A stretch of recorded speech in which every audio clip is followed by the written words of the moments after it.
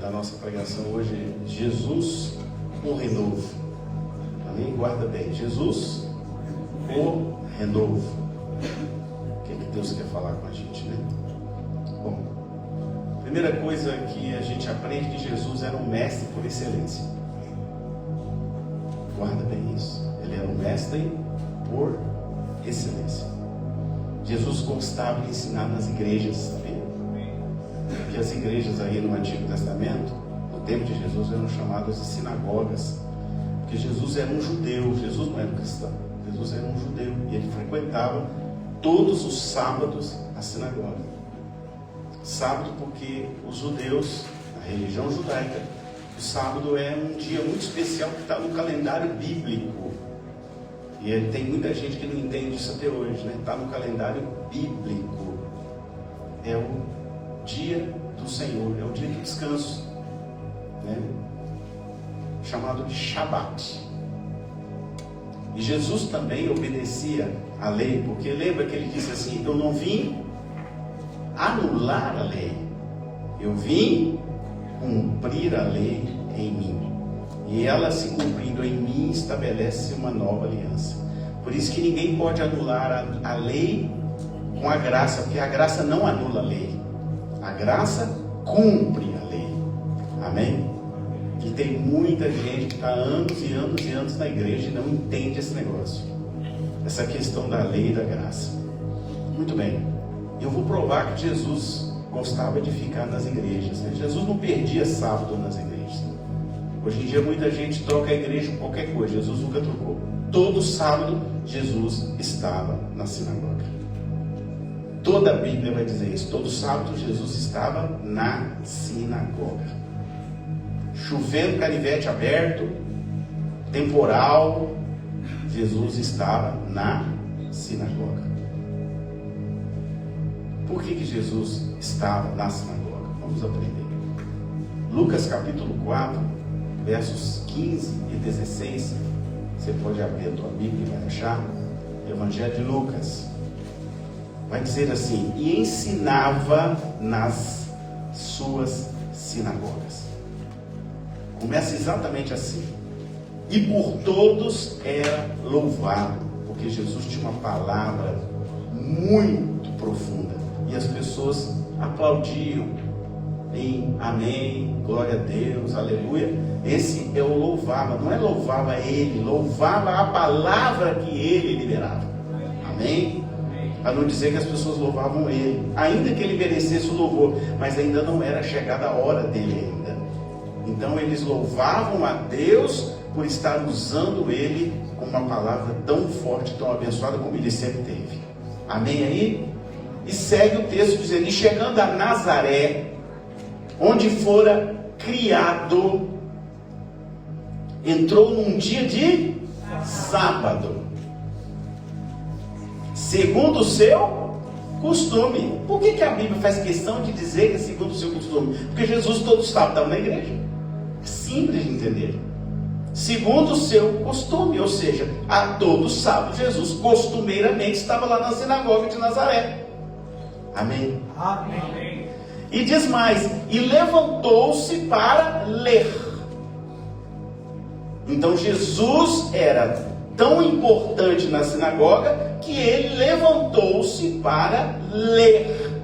Não é ler uma Bíblia como nós temos hoje, é ler um rolo. Que a Bíblia era rolos, eram pedaços e porções da Bíblia escritas em rolos. Então o administrador da sinagoga, né, que muitas vezes a sinagoga não tinha pastor, não tinha um rabino, né? O administrador daquela sinagoga em Nazaré não tinha rabino, porque era bem pequenininha a cidade. Então ele ia lá e pegava o rolo e entregava para quem fosse ler. Amém? E aqui diz que Jesus recebeu um rolo para ler. E aí o texto vai dizer assim: e foi-lhe dado um livro, mas o original é um rolo, do profeta Isaías. E quando abriu o rolo, achou o lugar em que estava escrito. Veja bem o que Jesus lê: e o Espírito do Senhor é sobre mim, pois me ungiu para... enviou-me a curar os quebrantados de coração, a pregar liberdade aos cativos e restauração da vista aos cegos. E aqui, amados, não é só a restauração da vista porque ele curou, não. É tirar as escamas espirituais da vista de muita gente. Entende o que está por trás da letra dessa revelação? E quando ele diz aqui, ó, e por liberdade para evangelizar os pobres. Então Jesus só vai falar com o pobre? Não, irmãos. É os pobres de espírito. É as pessoas que são humildes de coração, capazes de entender o mistério de Jesus. E ele diz mais, aos quebrantados de coração, porque Jesus só vai entrar no teu coração se você quebrantar. Amém? Está entendendo isso aí? Jesus não vai invadir o teu coração. Jesus não vai forçar a porta do seu coração, porque ele não é o diabo. Quem faz isso é o diabo. Jesus diz assim a palavra, eis que estou à porta. Quem conhece o texto? E bate, ele bate devagar assim, ó. E se, ó, e ele ainda permite você recusar. Ele diz, e se você abrir a porta, aí eu entrarei e cearei contigo. Amém. Amém. Viu que Jesus maravilhoso? Cavalheiro, educado, completamente educado, pastor, bem lembrado. Ele é educado. Jesus não vai invadir, quem gosta de invadir é outro, não é Jesus não. Amém até aí? Está entendido? E aí, o texto de Lucas continua no capítulo, no versículo do 17 até 22, pode continuar com a tua Bíblia aberta, e vai dizer assim, e cerrando o livro, ou seja, fechando o rolo, e tornando-o a dar ao ministro, o ministro é o administrador da sinagoga, da igreja, assentou-se, porque lá na sinagoga tem lugar para sentar, não era cadeiras como essa, era feita de tipo muro, né? Não sei se você já viu na sinagoga antiga, era como se fosse um banco feito de muro, assim, não era banco de madeira, de muro, feito de terra. E aí, e os olhos de todos, olha o que a Bíblia diz, e os olhos de todos na sinagoga estavam fitos nele. Fitos é fixados, eles estavam, né, focados naquilo que ele tinha acabado de ler e falar. E aí, então começou a dizer-lhes, aí Jesus volta e começa a dizer, mesmo assentado, hoje se cumpriu essa escritura em vossos ouvidos. Olha o que Jesus diz, cumpriu cumpriu a Bíblia, cumpriu a lei, cumpriu a profecia, levou tempo para cumprir. Cumpriu então a profecia. Quem estava aqui na semana passada lembra que eu falei quais são os degraus da igreja, lembra? Lembra lá? Lembra do profético? Pois é. Então se cumpriu aqui a profecia, o próprio Jesus afirma isso. E ele diz, e todos, de novo repete, todos lá dentro davam testemunho e se maravilhavam das palavras de graça. Olha a graça aí. A graça estava nele. Ué, mas Jesus não tinha morrido, então por que tanta gente fala que a graça não existia? Sempre existiu. Claro que sempre existiu. Isso é um erro de tolo, de quem não aprofunda na Escritura. A graça nunca deixou de existir. Olha o que a Bíblia diz, e maravilhado das palavras de graça, ou seja, a graça de Deus estava sobre ele, e aí ele falava coisas tão poderosas, que a graça de Deus se manifestava através da boca dele. Amém, irmãos? Amém. E aí ele continua dizendo, graça que saía da sua boca, e diziam, não é este o filho de José, o carpinteiro ali? Era tão profundo, tão maravilhoso, tão espiritual, tão profundo, que as pessoas começaram a dizer, mas ele não é o filho do carpinteiro José? Como esse homem pode falar maravilhosamente bem, se eu sei que ele é um filho do carpinteiro? Eu conheço José, eu conheço a família dele, era uma família simples. Amém? O que nós aprendemos aqui? É que da simplicidade que vem a grande sabedoria. Irmãos, eu vou dar um testemunho para vocês. Eu sou muito estudioso. mas eu nunca tive tanto conhecimento quando eu resolvi largar tudo do mundo e aprofundar aqui. Sabe? Hoje é muito difícil de eu ler até um livro evangélico. Eu não gosto, porque tudo está aqui. Eu não preciso de outro livro para aprender mais nada, está tudo aqui. Sabe? Toda a sabedoria que eu preciso para me levar para a vida eterna está aqui nessa palavra. Tudo que eu preciso está aqui. Aqui, nessa palavra está aqui o consolo da minha vida. Essa palavra está como eu devo tratar meus filhos, como eu devo tratar minha esposa, como eu devo ser na igreja, como eu devo ser com os irmãos. Essa palavra tem palavras de vida eterna para mim. Com essa palavra aqui eu sou motivado dia após dia. Eu sou renovado com essa palavra. Eu sou transformado com essa palavra. Então eu não preciso de mais nada. Está tudo aqui, nesse livro. Nesse pequeno livro chamado Bíblia. Tem tudo que eu preciso para ter uma vida feliz, farta, próspera e abençoada. Amém? Amém. Isso é só para quem crê. É só para quem mergulha aqui dentro. Tem que mergulhar nas águas. Lembra? Jesus mergulha nas águas. Tem que mergulhar nas águas para você entender o que está aqui. É muita sabedoria que está aqui nesse livro. Você não precisa de mais nada se você entender tudo que está aqui. É por isso que Jesus diz aqui, né? E maravilharam das palavras que ele leu das Escrituras. Jesus leu algum livro de autoajuda lá? Procurou algum autor famoso da época? Não. O que ele leu? As Escrituras. Amém? Será que a gente consegue aprender isso ou precisa desenhar?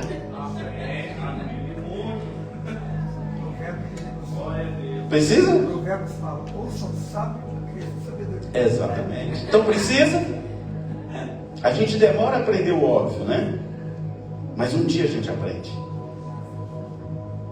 E aí ele cita um texto que está em Isaías que é muito bonito. Eu até pedi para separar uma música para o final que fala desse texto aqui.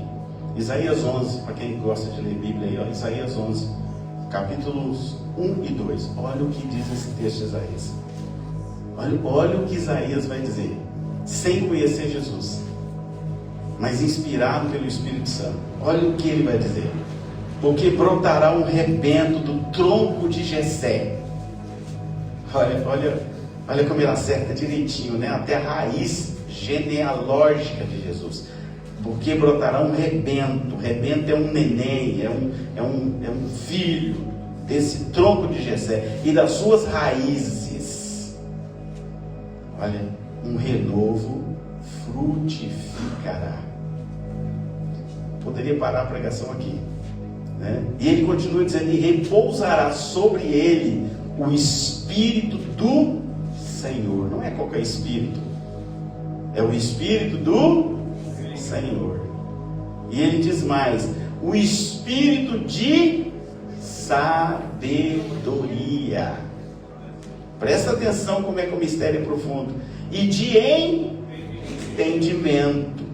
O Espírito de conselho, para aconselhar as pessoas. E o Espírito de fortaleza, para você ficar fortalecido em Deus, de modo que você nunca mais vai cair. Pegou? Quem é esse Jesus? Olha só o que Isaías falou a respeito dele. E diz, o Espírito de conhecimento. Por isso que as pessoas se maravilharam com ele lá. E o temor do Senhor. Quem tem o temor do Senhor vence qualquer batalha. Porque quem vai batalhar por você não é você, é o Senhor. É Ele que vai à frente. Tem até uma música que a gente canta. E Deus vai à frente, rompendo os caminhos. Amém? Quantas vezes você não teve o seu caminho rompido porque você quis fazer com a sua mão, quis fazer com a sua inteligência? E aí Jesus ensina, quem vai fazer sou eu, que eu vou abrir. Você precisa me colocar à frente da sua vida, à frente dos seus projetos, à frente da sua casa, à frente do seu casamento, à frente da sua empresa. Aí eu faço o caminho. Presta atenção no que está escrito, irmão. Tem gente que escuta, mas não aprende, não aplica isso aqui.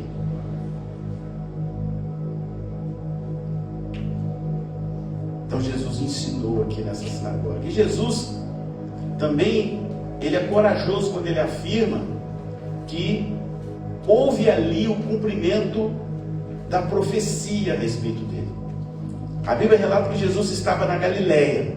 Nazaré fica na Galileia, mas a Galileia é bem grande. Não diz exatamente onde ele estava, mas diz que ele estava na Galileia e que ele foi para Nazaré. Então, se ele foi, é porque ele não estava lá. A cidade onde ele cresceu foi Nazaré. Ele não nasceu em Nazaré, ele nasceu em Belém. Para cumprir também uma palavra profética, ele nasceu em Belém, na Judéia, né? Ele é belemita, né? Ele é belemita porque nasceu em Belém. Belém existe até hoje, chama Bethlehem, né, em hebraico. Jesus então volta a Nazaré. Sabe por que ele volta a Nazaré? Correndo, porque ele tinha um compromisso lá na igreja dele. Pega aí esse manto aí. Jesus estava na Galileia, e aí ele volta para Nazaré, porque ele tinha um compromisso. Sabe onde era o compromisso dele? Na igreja. Era na igreja. Jesus nunca trocou a igreja por outras coisas. Eu fico triste quando eu vejo as pessoas trocando a igreja por qualquer coisa. Jesus nunca trocou. Ele nunca deixou esse exemplo para ninguém. Pode olhar a vida de Jesus, olhar os evangelhos de Jesus, você vai ver que Jesus nunca trocou a igreja. Todo sábado ele estava na sinagoga. Que era um dia que o judeu separa para Deus. Mas o que nós fazemos no dia de Deus hoje? O que nós fazemos? Nós trocamos Deus por qualquer coisa. Trocamos Deus pelo trabalho, isso não está na Bíblia. Trocamos Deus pelo divertimento, isso não está na Bíblia. Por isso que a Bíblia vai dizer, Deus é tão perfeito, tão inteligente, que Ele fez tudo certinho. E Deus criou isso, isso e isso no primeiro dia, no segundo dia, no terceiro dia, no quarto dia, no quinto dia, no sexto dia, no sétimo Ele fez o quê? Quase ninguém sabe, né? Como é que é? E você tem descansado no sétimo? Ou você tem trabalhado no sétimo? Ou você tem ido curtir a vida no sétimo e deixar Deus em segundo plano?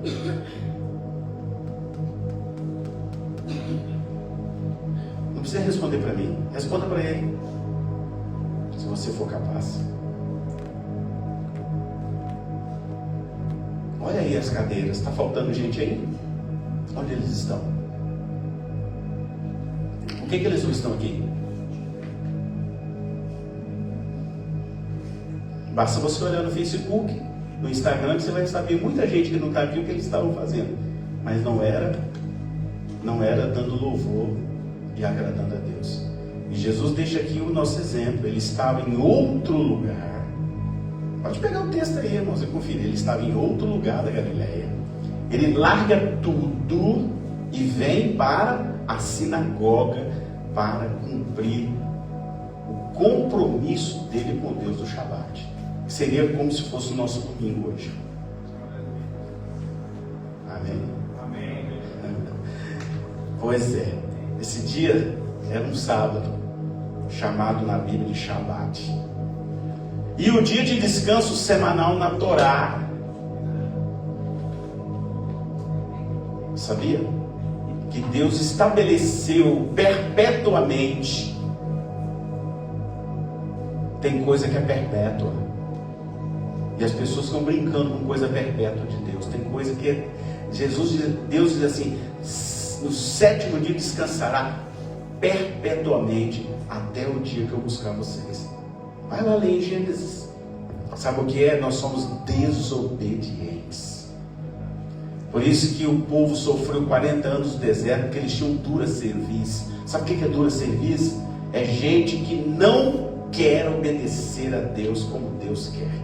E aí depois ainda fica reclamando: deu errado isso, deu errado aquilo. Pastor, ora, porque não está dando certo isso ou aquilo. Aí o diabo veio e me fez, me botou para baixo. Mas vai olhar a biografia do obreiro ou da obreira.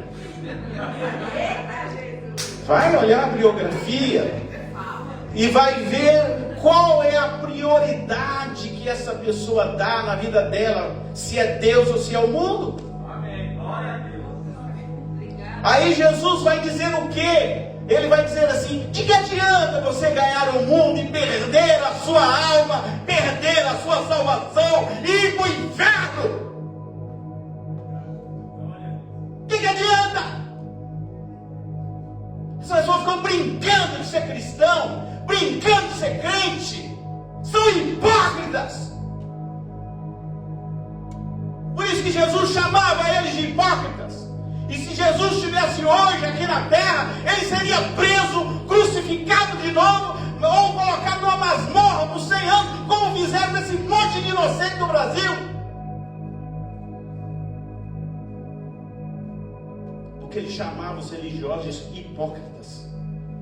Chamava as autoridades do tempo dele de hipócritas. E falava para eles: vocês são um sepulcro caiado. Vocês estão vendendo uma ideia por fora, mas vocês estão mortos por dentro.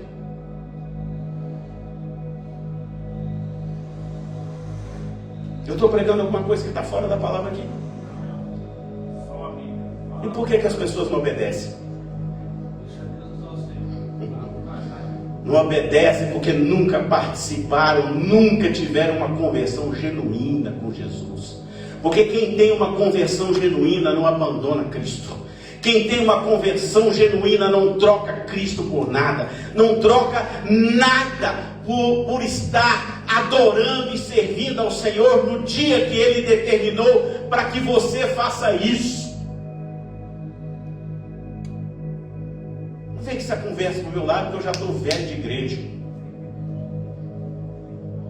Não cola para mim, como não cola para Deus. Se não cola para o pastor que é humano, se não cola para mim que sou pecador, vai colar para Deus que é santo, irmão. Presta atenção.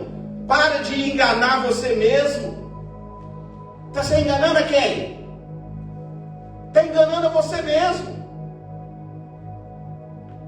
Isso é igual pecado de estimação. Você sabe que ele é pecado, mas continua fazendo. Isso é igual crente 007. Quando chega às férias, ninguém sabe que ele é crente, que ele enfia o pé na jaca, na cachaça, ele faz vexame para as pessoas, ele fica escutando música do mundo.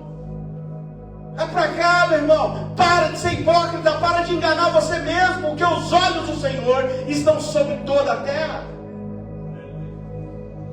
Você está enganando a quem? Você está enganando o pastor? Você engana o pastor, mas não passa do fel de Deus. Aí a espada vem, e aí você fica ainda sem entender por que a espada de Deus está sobre a sua vida. Porque Deus, eu já cansei de falar, a espada vem. Você vai fazendo hora com ele, hora a espada vem, ela te corta. E eu gosto porque Deus bate onde mais dói. Aí, claro que eu não desejo isso para ninguém, nunca vou fazer uma oração dessa, porque não precisa. Aí Deus vai o quê? Ele toca no seu filho, toca na sua filha, que é o que mais uma mãe ama? O filho. E aí ele vai e toca lá. Aí você fica: minha filha fez isso, minha filha fez aquilo outro.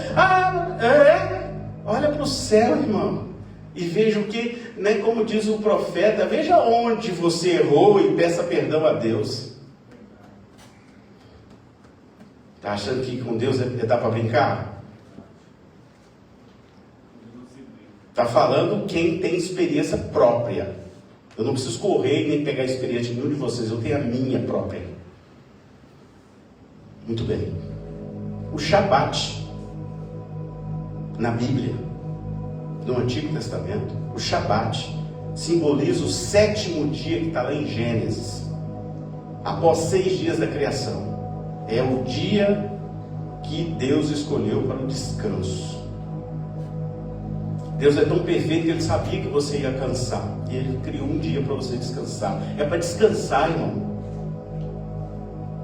Vocês estão entendendo o que eu estou falando? É para descansar mesmo. É o dia que você vai ler a Bíblia, é o dia que você vai ficar com a tua esposa, é o dia que você vai ficar em casa, é o dia que você vai ajudar a tua esposa a olhar alguma coisa na tua casa que está faltando, você vai sair dar um passeio com ela. Hoje, por exemplo, eu fiz bicicleta de manhã. Então eu saí, fui andar de bicicleta, fui orar andando de bicicleta, olhar a natureza e glorificar a Deus. Fiquei com a minha esposa depois no almoço, depois nós fomos pro quarto junto, conversamos, dormimos juntos. É dia que eu tirei para Deus, eu li a Bíblia, eu ajustei pregação, fiz tudo hoje, escutei louvor. Eu trabalhei? Não. Porque de que adiantou eu trabalhar como um louco, virar à noite, viagens que eu saía de casa domingo à noite, saía, virava a semana, voltava para casa no sábado, abandonei minha família muitas vezes. Cadê o dinheiro? Acha ele para mim. Agora pergunta se eu vou conseguir recuperar as horas que eu perdi com a minha esposa, as horas que eu perdi com meus filhos.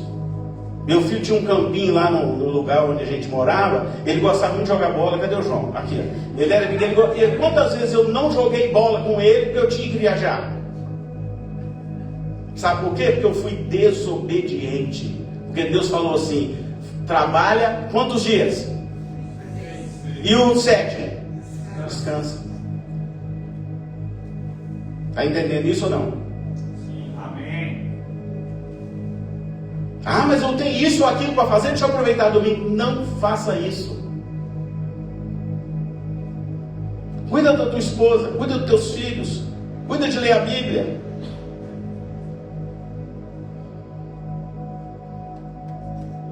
Eu vou falar para vocês uma coisa. Eu ganhava tanto dinheiro, hoje eu sou muito mais feliz. Deus não deixa faltar nada lá em casa. E eu não mais trabalho aos domingos. Só se for para Deus, né? Para Deus é que está tudo certo. E se eu tiver que algum dia fazer algum trabalho domingo, que não tiver jeito, que tiver autorização de Deus, o sábado eu guardo para ele. Um dia é dele, não é de outra pessoa. Assim como Jesus deixou o exemplo. Por que Jesus sai de tão longe a pé? Porque não tinha carro, não tinha avião, não tinha helicóptero, né? Lá de longe vem para Nazaré. Por que ele tinha que estar ali naquele dia? Observe que Jesus chega à sinagoga e eles entregam para ele. Para quem gosta de chaveiro, começa a guardar. Entregam para ele um rolo do profeta Isaías com o texto que anuncia o Messias. Não é ele quem escolhe o rolo. Vocês percebem? Vê aí o texto. Não é ele. Ele chega. Aí o ministro chega com o líder da sinagoga e entrega para ele nas mãos. Percebe?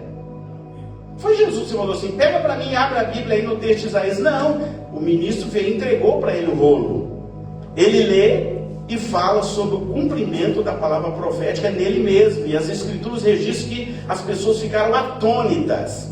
E todos os olhos estavam fixados em Jesus, maravilhados com as palavras que haviam sido ditas. Sabe por quê? Porque o povo judeu guardava as escrituras oralmente. Vamos aprender isso aí, para vocês entenderem por que Jesus chega lá e eles entregam o rolo de Isaías. Muito tempo antes, na época do exílio da Babilônia, quando o povo hebreu ficou 70 anos como escravo. Sabe por que eles ficaram 70 anos como escravo? Porque eles foram desobedientes, né? Lá na Babilônia, por serem escravos, eles não podiam ler ou ter a Torá para cultuar e celebrar o Deus deles. Então, repito, não podia ler nem ter a Torá. Pegar? Não podia. A prática era proibida com pena de morte. Se eles achassem, é como você chegar lá na Coreia do Norte e tiver com uma Bíblia. A mesma coisa. Se eles pegarem, você vai ser preso e talvez vai morrer por causa disso. Porque é proibido. Ou como na China, né? A China também, dependendo do lugar da China, você vai ser morto imediatamente. Em alguns lugares dos países árabes, a mesma coisa. Os líderes do povo de Israel, então, dividiram a Torá em trechos e deram para as famílias. Cada família deveria decorar o trecho. Então eles dividiram a Torá em vários pedaços e cada família recebia um pedaço e tinha que decorar aquele pedaço. Estão pegando aí o manto? E após um ano, para decorar, aquela família deveria saber recitar aquela porção da Torá na sinagoga, ou na casa, ou em algum lugar que eles tivessem que reunir. Era decorar mesmo, tá? Para não perder o conteúdo. Essa é a chamada tradição oral rabínica, tradição oral judaica. Por isso a Torá nunca foi esquecida. E a tradição de guardar e memorizar os trechos também nunca foi esquecido. Até hoje, várias orações e vários trechos eles recitam na família. E algumas Torás foram escondidas, né? Algumas foram descobertas recentemente lá nas cavernas de Qumran. Talvez vocês tenham lido isso aí na internet. De vez em quando eles encontram alguma coisa, que eles escondiam os rolos para que nem os romanos e nem o povo pudesse pegar os originais. Ficavam escondidos os originais. Amém? Até aí? Então, isso continuou em todo o Shabat judaico. Todo o Shabat, a família se reunia e lia em voz alta aquele trecho que eles tinham decorado, para não perder a essência da Torá. As famílias então recitavam aquele trecho das Escrituras e comemoravam o Shabat, né? Seja na própria casa ou na sinagoga.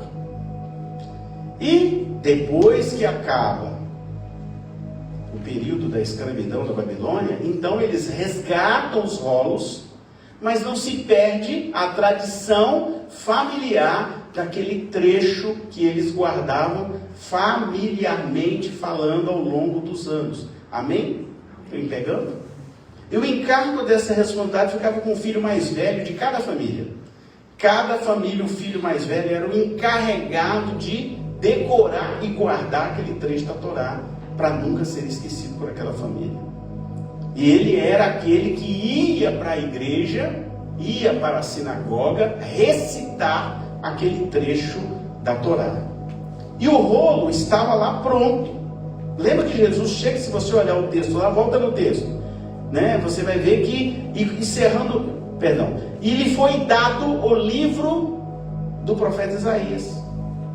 Já chegou lá, eles já deram para ele aquela porção da Torá. Por quê? Porque estava pronto, porque a família de José era a guardiã daquele trecho da palavra. Vocês tinham que dar um amém, porque Deus é tão perfeito, é tão maravilhoso, que Ele entrega para a própria família que ia ter Jesus lá na frente a porção da Torá que fala sobre ele. Vocês não entenderam, não? Entenderam agora? Pegaram o manto aí ou não? A família de Jesus foi a família escolhida anos e anos atrás para ter esse texto de Isaías para decorar. Ah, meu Deus, entenderam agora, né? Pois é, esse aqui é o manto, né? Deus é perfeito, Deus é detalhista. Eu vivo falando isso com vocês, que Deus é detalhista. E ela então, a família de José, era a guardiã daquele pedacinho da Bíblia que falava do próprio Jesus. E a essa família é que veio a dar a luz a Jesus. Amém? E criar Jesus. Pegaram?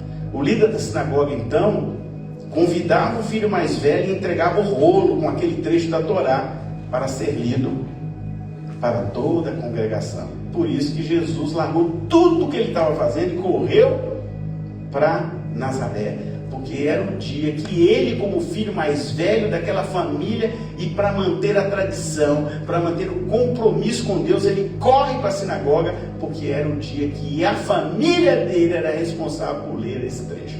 Amém? Amém. Quantas pessoas que prometem que vai fazer alguma coisa na igreja, chegam no dia e falam: ô pastor, eu não vai dar para mim não, tá? Já pensou se Jesus tivesse feito isso, hein? Ah, mas ele estava longe, tinha que vir a pé. Ele largou tudo e veio. Já estava predestinado, né, pastor? Exatamente. Estão pegando? Sim. Quando eu vejo a pastoria, a pessoa assim, ela, pastor, não vai dar para mim não, porque não sei o que, ela fica na mão. Às vezes tem que resolver o negócio na última hora aqui.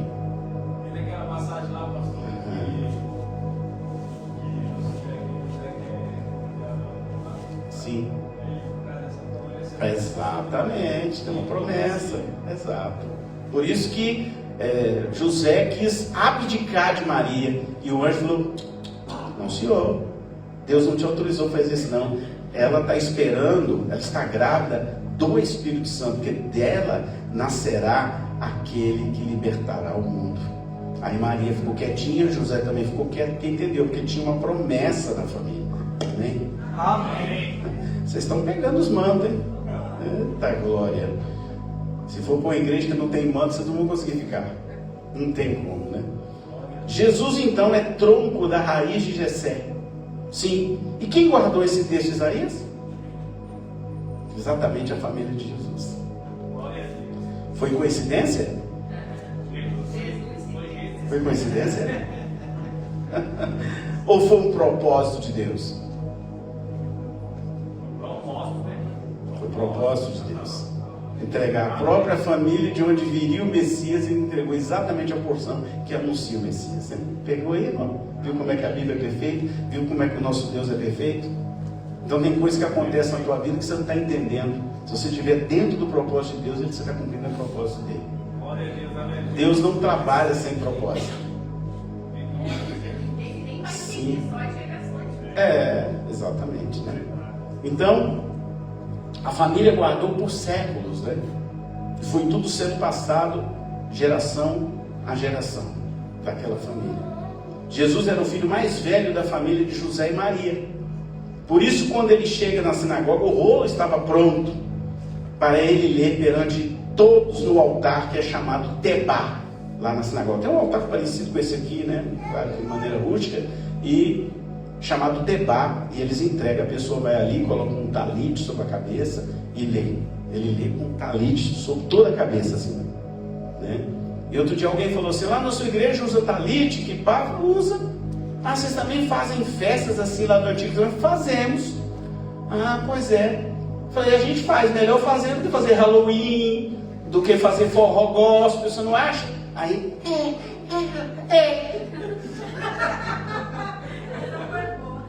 Sim, mas não é melhor eu usar o talite que está na Bíblia, usar o kippah que está na Bíblia, fazer as festas que estão na Bíblia, do que fazer festa do mundo, né? Happy Pumpkin, que é a abóbora feliz, não está na Bíblia.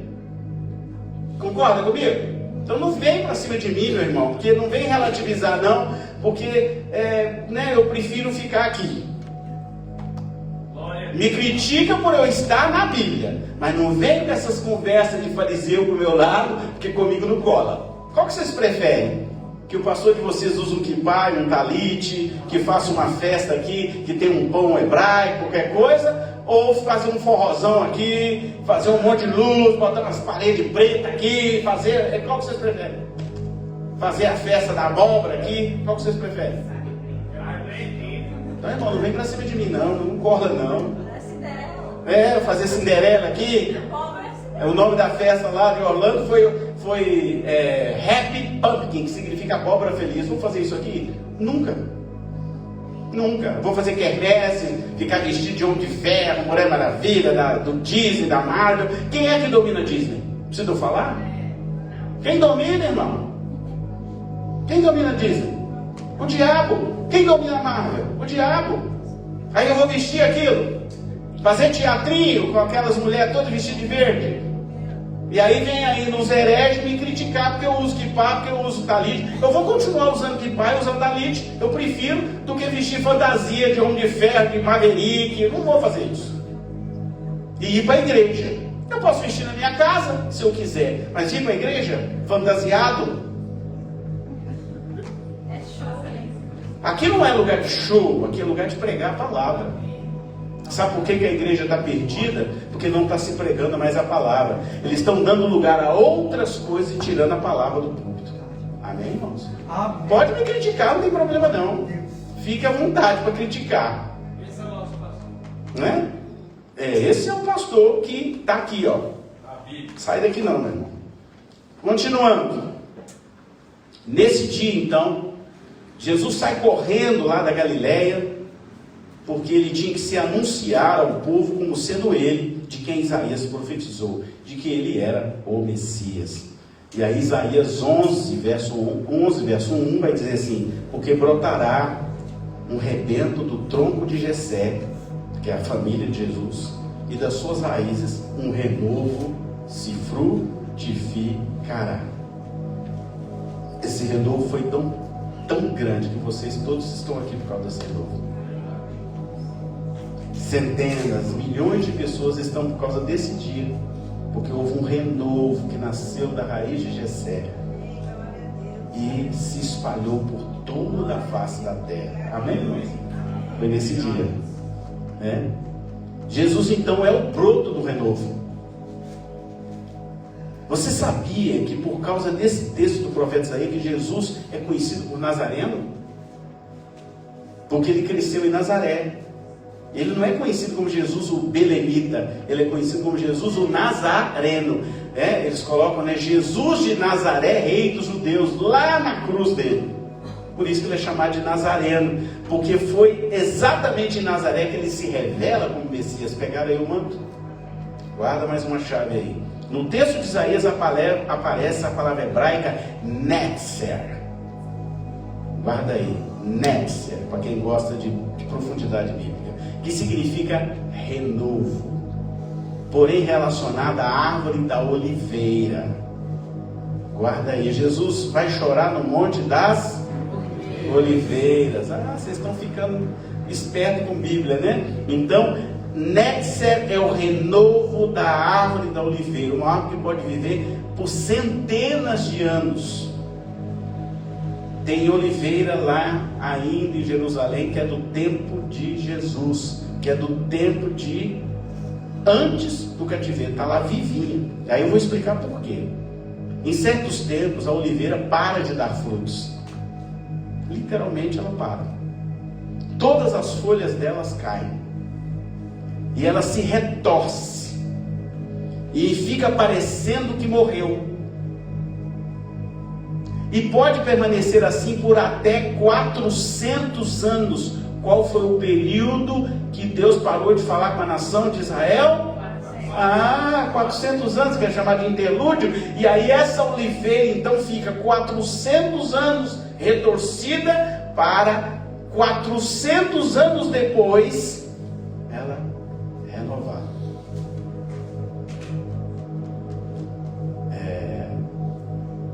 Por isso os agricultores de Israel, sabendo disso, não cortam a raiz. Eles cortam alguns galhos que eles precisam fazer lenha, eles não cortam a raiz. Nasce o broto de renovo, e ela volta a florescer e dar frutos. Amém? Pois é, a oliveira é biblicamente a tipologia da nação de Israel. Já viu que Israel morre, renova, morre, renova, morre, renova, mas ela acaba? Não, jamais, né? Monte das Oliveiras, lá, não foi no Monte das Oliveiras, lá Jesus orou antes da sua traição e da sua crucificação, foi lá no Monte das Oliveiras. No entanto, também é de lá que Jesus triunfalmente ascendeu aos céus. Ele agoniza, sai para ser crucificado, mas é no mesmo lugar que ele ascende. A palavra é ascender, ascende ao céu, ou foi assunto ao céu. Está mesmo no Monte das Oliveiras, que hoje inclusive tem uma mesquita que é dividida entre cristãos e muçulmanos nesse lugar, chamado de Ascensão de Jesus. Amém? Amém. O Monte das Oliveiras também contém uma esperança da sua vitoriosa segunda vinda. Está lá em Zacarias 14, verso 4. Zacarias anuncia que Jesus voltará de novo, que o Messias voltará. Lá no Antigo Testamento anuncia que nesse lugar chamado Monte das Oliveiras, Jesus há de voltar. Zacarias 14, verso 4. Estou abrindo bem. Esperança para nós. Esse é um local bíblico sagrado que está lá em Jerusalém, que ainda existe até hoje e é central para o plano de redenção de Deus para cada um de nós. Você acredita que Deus vai te pegar de volta? Ah, bom. O Monte das Oliveiras é uma cordilheira formada por 3 picos. Olha que interessante, né? Uma cordilheira formada por 1, 2, 3. 3? Por que 3, hein? Ah, graças a Deus que a igreja agora está se ligando nos mantos, Pai, Filho e Espírito Santo. E aí, ó, fica na fronteira oriental da cidade de Jerusalém. O pico mais alto tem 2.684 pés e oferece uma vista panorâmica de toda a Jerusalém. Por isso que ele é tão importante. Por isso tem uma mesquita lá. O lado oriental da encosta fica no início do deserto da Judéia, onde Jesus ia muito, e separa o deserto e o monte do templo da atual Jerusalém. Amém? É bem importante essa cordilheira aqui, né? Jesus então é o renovo também para a nossa vida. Sim, você sabia que por causa desse texto, né, do profeta Isaías, que Jesus é conhecido como Nazareno, porque ele cresceu em Nazaré. Mas olha, tem mais coisa interessante aqui. Há um renovo em Jesus. Guarda bem o que eu estou falando, viu? Fernando, seu nome? Ricardo? Há um renovo em Jesus. Pega aí para você. Há um renovo em Jesus. Jesus veio para nos renovar. Ele é o renovo que transforma nossas vidas e nos torna em novas criaturas. Ele nos ajuda a viver uma nova vida com motivação e esperança, e nos ajuda a nos livrar dos pecados, e nos ajuda a vencer as trevas em nome dele. Pega aí, Jesus é o renovo. Na nossa vida, em Jesus, precisamos aprender a viver sempre em renovação. Não podemos mais continuar a antiga vida, na velha natureza, nos velhos costumes e longe de Deus. Com a ajuda de Jesus, peguem aí, podemos renovar as nossas mentes, que é aqui que o diabo mais ataca. É aqui, ó. Por isso que nós temos que ter o quê? Capacete da salvação. Porque é um ataque sistemático, é pela televisão, é pelo jornal, é outros pastores, nossa, meu Deus, o tempo todo você está sendo atacado. As músicas, né? Você está sendo atacado. Então, com Jesus, nós podemos renovar a nossa mente. Pega aí, tá? Essa palavra é para você. Deus também está mandando eu apontar para você, que é para você pegar bem o que eu estou falando aqui. Renovar as nossas mentes e viver de maneira que agrada a Deus. Um dia na ressurreição, vamos ser completamente renovados. Vocês creem nisso? Amém. Eu creio. Irmãos, esse corpo vai ficar para trás. Nós vamos receber um corpo glorioso. Eu só não sei o nome que vocês vão ter lá em cima, mas todos vocês vão se conhecer lá em cima.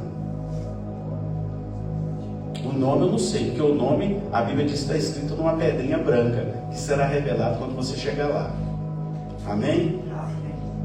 Viu, Mira? Você vai encontrar ele de novo com essa risada dele de novo. Sabe por quê? Porque está muito claro de entender isso. Quando Jesus transfigura, quem aparece para ele? Moisés e Elias. Os discípulos conheceram. Jesus falou: você quer Moisés e Elias? Os discípulos: olha, então como é que você não vai conhecer?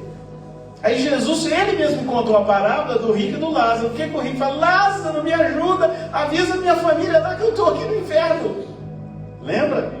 Então que história é essa que você não vai saber? Você não vai saber. Você não vai ter mais um corpo pecaminoso, né? E vários outros. E você vai ficar muito triste que você vai encontrar gente lá que você não esperava e vai não encontrar quem que você achava que estava lá. Sim. Não, vai se conhecer sim. Jesus avisou.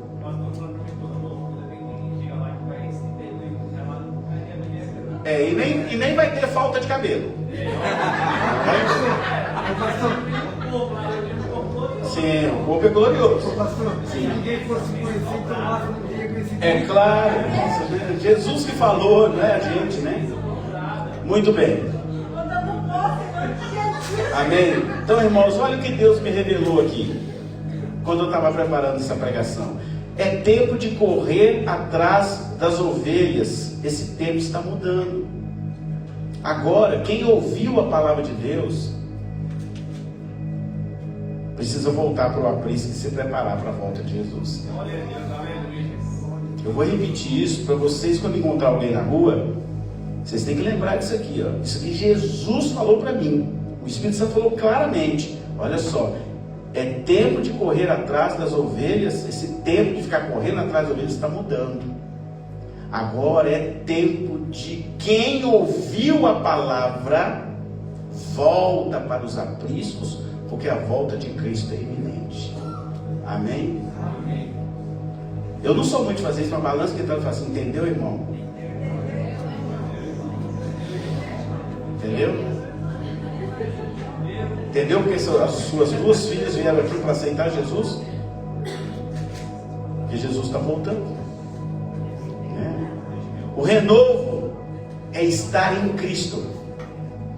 E para estar nele, você precisa aprender a abrir mão das coisas.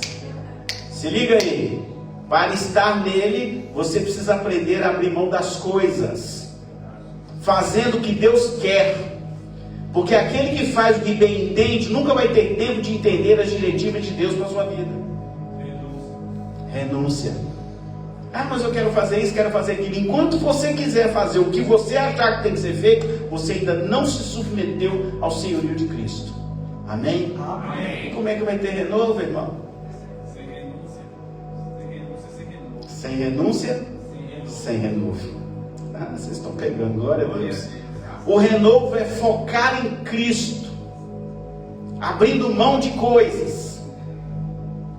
Presta atenção no que eu estou falando. Focar em Cristo, abrindo mão de coisas. Por isso que eu não quero que nenhum de vocês foque em mim, que eu sou pecador e muito grande. Eu careço de Deus todo dia.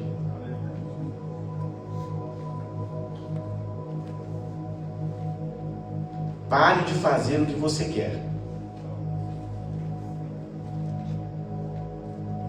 E deixe Deus te comissionar e fazer para Ele o que Ele quer na sua vida.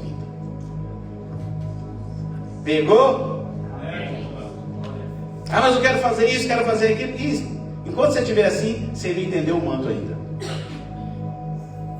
Deixa Ele fazer o que Ele quer na sua vida. Só fala com Isaías assim: eis-me aqui, Senhor, me usa.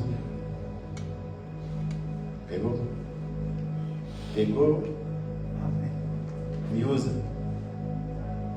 Me usa para evangelizar. Me usa para falar de Jesus. Me usa para contar minha experiência para as pessoas. O renovo é pedir a Deus para revelar o propósito dele na sua vida. Esse é o renovo. Vou repetir essa frase. O renovo é você pedir a Deus para Ele gerar o propósito dele na sua vida. Não é o que você quer, é o que Deus quer. Quando você se submete e diz assim: é o que Deus quer e não o que eu quero, aí tudo vai bem. Eu lembro aqui da Marlene, da tua filha, que dizia assim: eu quero parar de fumar. É só submeter a Deus que para. Porque aí você não está fazendo o que você quer, você está fazendo o que Deus quer. Pegar? Pegou? Lembra que agora você não pode mais nem tomar nenhuma gota de álcool, porque você não é isso que Deus quer para a tua vida mais. Pegou agora? Né? Então você está fazendo o que Deus quer e não o que você quer. Porque se você der lugar ao que você quer, aí você toma uma, duas, três. Verdade? Eu vou colocar uma música bem antiga que fala de renovo. Pense em tudo que pregamos aqui hoje. E se você sentir de Deus, ajoelhe-se e peça o renovo dele na sua vida. Amém? Se for para confessar Jesus com a tua boca, não perca a oportunidade, porque Jesus é o renovo.